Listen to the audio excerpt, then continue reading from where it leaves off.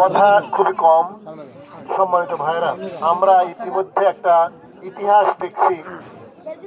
আমাদের দেশের যিনি নিজেকে আগামী দিনে প্রধানমন্ত্রী ভাবেন বা যারা ভাবছেন, তিনি বললেন যে বদরের যুদ্ধে আয়েশা নেতৃত্ব দিয়েছিল।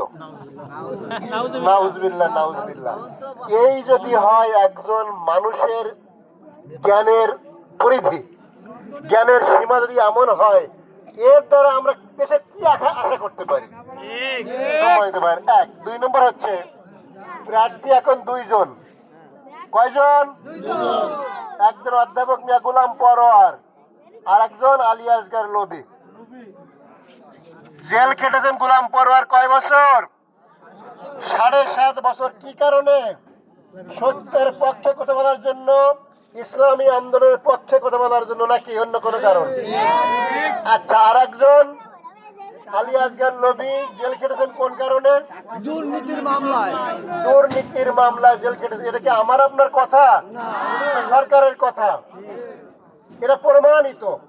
2 জন ব্যক্তি প্রমাণিত। অধ্যাপক মিয়া গোলাম পরোয়ার দেশের জন্য, মানুষের জন্য, ইসলামের জন্য কথা বলে জেল কেটেছেন 8.5 বছর। আর একজন জেল কেটলেন 1.5 বছর। কি কারণে? টাকা চুরির কারণে। দুদকের মামলায় অবৈধ অর্থ উপার্জনের কারণে, টাকা আত্মসাতের কারণে, দুর্নীতি করার অপরাধে। আর ভোট দেবো কাকে আমরা?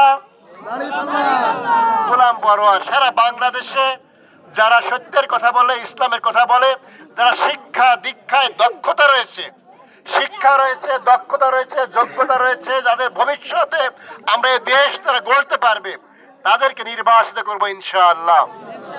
অতীতে এদেশ স্বাধীন করেছিলেন বঙ্গবন্ধু শেখ মুজিবুর রহমান। বড় আশা ছিল তিনি এ দেশকে সোনার বাংলাদেশ গড়বেন, নাকি? এরপর শহীদ প্রেসিডেন্ট জিয়াউর রহমান দেশ শাসন করার জন্য দেশের প্রেসিডেন্ট হয়েছিলেন। তিনি অনেক ভালো মানুষ ছিলেন, সৎ, যোগ্য, আদর্শ মানুষ ছিলেন। তার মাধ্যমে বাংলাদেশে অনেক কিছু উন্নয়ন ঘটেছিল।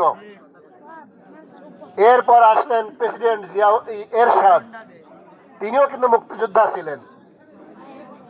কিন্তু এরা কেউ দেশ শাসন করেও দেশের জন্য, মানুষকে ভালো কিছু দিতে পারে নাই। কারণ কি? এরা প্রত্যেকেই তাদের নিজেদের জীবন আদর্শ, নিজেদের মন গড়া একটা আদর্শ দিয়ে দেশকে শাসন করতে চেয়েছিল। এটা সম্ভব নয়। আল্লাহরা অপছন্দ করেন। আল্লাহ যা বিধান কোরআন, আল্লাহ যা জীবন ব্যবস্থা ইসলাম। যারা ইসলাম দিয়ে, কোরআন দিয়ে দেশ শাসন করবে, তাদের ছাড়া মুক্তি আসতে পারে না। আজকে ডক্টর শফিকুর রহমান, অধ্যাপক মিয়া গোলাম পরোয়ার সিদ্ধান্ত নিয়ে আমাদের জানিয়ে দিয়েছেন তাদের সংগঠন, তাদের মতবাদ হচ্ছে ইসলাম, তাদের সংবিধান হচ্ছে কোরআন। কোরআন দিয়ে, ইসলাম দিয়ে আগামী দিনে বাংলাদেশ শাসন করবেন, যার কারণে মানুষের শান্তি আসবে, মুক্তি আসবে ইনশাআল্লাহ। আমরা কোরআনের পক্ষে কথা বলবো, ইসলামের পক্ষে কথা বলবো ইনশাআল্লাহ। আগামীকালকে আমি দেখতে পাচ্ছি শুধুমাত্র ঢাকুরিয়া, বেগুনবাড়িয়া নয়, এই ফুলতলা, ডুমুরিয়ার প্রত্যেকটা ইউনিয়নে, প্রত্যেকটা গ্রামে গ্রামে আজ যেভাবে মিছিল হচ্ছে, আমাদের নেতা টাকা দেয়নি, পয়সা দেয়নি। আমাদের কর্মীরা, সাধারণ মানুষেরা টাকা দিয়ে, পয়সা দিয়ে খাবারের আয়োজন করে প্রত্যেক জায়গায় মিছিল হচ্ছে, মিটিং হচ্ছে। এই মিটিং যেভাবে মিটিং শুরু হয়েছে, আমার বিশ্বাস যে গণজোয়ার শুরু হয়েছে, শুরু হয়েছে। আগামীকালকের জনসভা জনসমুদ্রে পরিণত হবে ইনশাআল্লাহ। এর মাধ্যমে ফুলতলা, ডুমুরিয়ায় অধ্যাপক মিয়া গোলাম পরোয়ার আগামী 12 তারিখে বিজয়ের মালা পরবেন ইনশাআল্লাহ। অধ্যাপক মিয়া গোলাম পরোয়ার শুধু বিজয়ের মালা পরবেন না, ফুলতলার প্রত্যেকটা মানুষ যারা আওয়ামী লীগ করে, বিএনপি করে, জামাত করে, জাতীয় পার্টি করে, প্রত্যেকটা মানুষ আগামী 12 তারিখে এমপি হিসাবে মনোনয়ন পাবেন, এমপি হিসেবে নির্বাচিত হবে ইনশাআল্লাহ। গোলাম পরোয়ার একা এমপি হবেন না। গোলাম পরোয়ার এমপি হইলে ফুলতলা, ডুমুরিয়ার প্রত্যেকটা মানুষই এমপি এর মর্যাদা আসীন হবে ইনশাআল্লাহ।